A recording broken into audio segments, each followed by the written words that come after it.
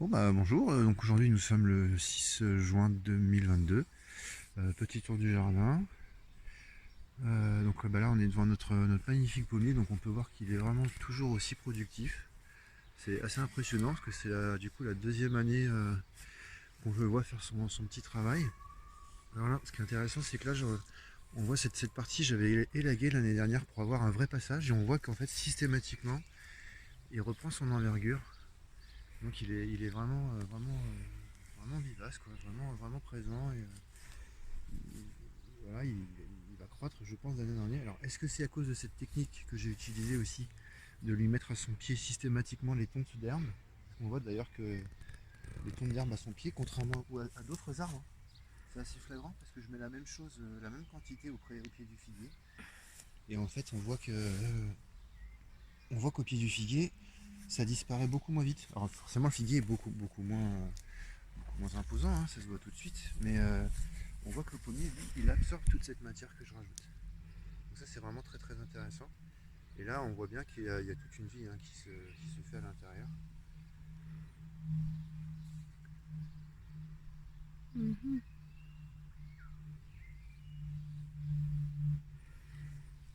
Ok.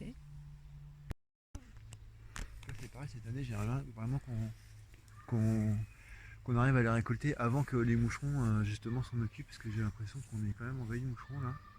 D'ailleurs, lui aussi, tiens, vous pouvez voir là, il commence à avoir la cloque du moucheron, c'est assez caractéristique. Je l'ai fait tomber. La cloque du moucheron, c'est ça, je vous le mets devant. C'est voilà, c'est des feuilles qui se rabougrissent, qui se ratatinent sur elles-mêmes et qui ont comme des voilà, bah, des cloques, hein, c'est d'où le nom, c'est aussi simple que ça. Donc là, on voit qu'il y a.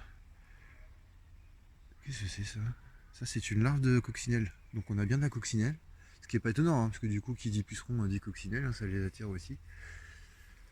Mais on voit qu'il y a quand même un peu de ravage sur les feuilles. Voilà. Après, bon. Enfin, ça peut être la grêle, hein. Oui, oui, non, puis c'est pas catastrophique non plus. On voit que l'arbre est bien là. Et là aussi, encore une fois, là, on voit peut-être encore mieux la fameuse maladie de la cloque. Voilà. Parce qu'en fait, les pucerons se mettent en dessous et le grignotent de l'intérieur. Et c'est pour ça qu'elle se. Voilà, on ne voit pas comme par hasard. Bon, après, il y en a beaucoup de jardiniers qui disent que de toute façon, c'est aussi des bêtes qui sortent la nuit, comme beaucoup de nuisibles, parce qu'ils sont pas complètement bêtes. Ils ont pas envie de se faire repérer par des prédateurs, donc ils sortent la nuit. Donc ça, c'était un prunus. Voilà, on a des petites prunes. Donc là, lui, je l'avais taillé l'année dernière, mais c'est pareil, cette branche, elle repart, la nature ne s'arrête jamais, c'est assez incroyable. Et là, il y a je pense, l'arbre d'origine, le premier prunus qui avait été planté par les martins, et qui a donné ce petit prunus là. Il fait pas beaucoup de prunes, mais bon. Si, il y en a beaucoup, mais elles sont en hauteur. Et dans cet arbre, il y a énormément d'oiseaux. Donc Ah, donc c'est les prunes des oiseaux, quoi. voilà, c'est sur le prune des oiseaux. Bon, après, moi, je suis pas hyper fan des prunes, donc ça me dérange pas trop. En revanche, ce qui est Ah, il a intéressant, plein de champignons, t'as voilà, vu? ce qui est intéressant justement, c'est que cet arbre-là, il a été vraiment colonisé. Il est vraiment en symbiose voilà, avec tout le jardin parce que c'est quelque chose d'assez extraordinaire. Il en est vraiment colonisé, quoi. Mais pour autant, il produit, il est là, et il est vivant, donc c'est pas forcément non plus dramatique. Lui, par contre, il arrive pas à produire, hein. Ouais, mais il est pas malade, justement. Si, il a un peu la Ouais, mais cloque. vite fait, contrairement aux autres, c'est pas du tout. Mais effectivement, lui, depuis qu'on est là, on l'a jamais vu produire un seul fruit. Alors là, vous avez notre noisetier, une très ancienne variété. C'est le noisetier de Lambert, ça s'appelle. Donc ça, il est caractéristique parce qu'il a des feuilles violettes, de grandes feuilles violettes qui sont toutes douces. C'est dufteux comme de la peau de pêche en fait.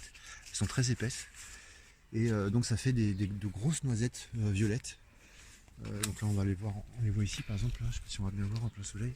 Donc ça fait des grappes, enfin moi je les appelle ça des grappes de noisettes, qui ont donc pareil une peau violette. Et elles sont donc très grasses et avec un goût très prononcé ces noisettes là. Et elles sont surtout donc très grosses. Et c'est un peu comme je dirais à l'image des prunes ou plutôt des pêches ou des agrumes. qu'on dit sanguine, ou les nectarines par exemple. C'est vraiment, donc c'est de la noisette, mais c'est de la noisette plus plus, qui est vraiment Ouais. exceptionnel. Il a pris quand même cher au niveau de la grêle, hein. Mais bon, ça va, c'est pas la cata.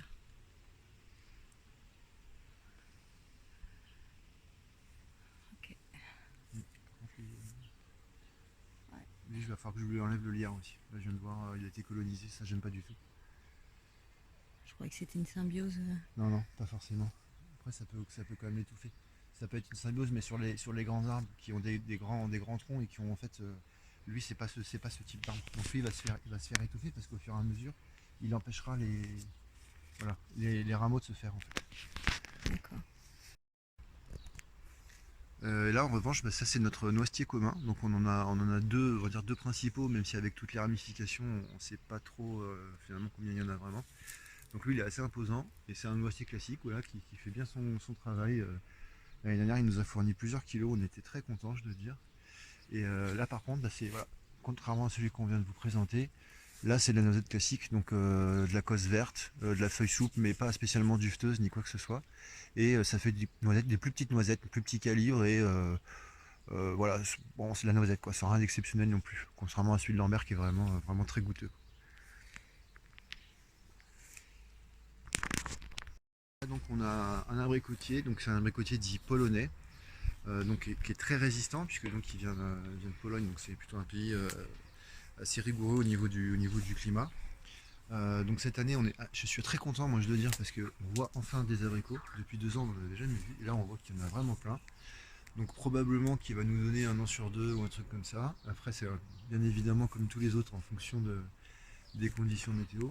Donc on voit que lui aussi, il a été un petit peu attaqué. Mais après, c'est bon, c'est la nature, hein, comme tous les arbres. Mais là, pour l'instant, on, a- Ah ouais, mais rebelote, je pense que c'est la grêle, hein. on voit qu'on a des beaux fruits là qui sont en train de se Mm. préparer.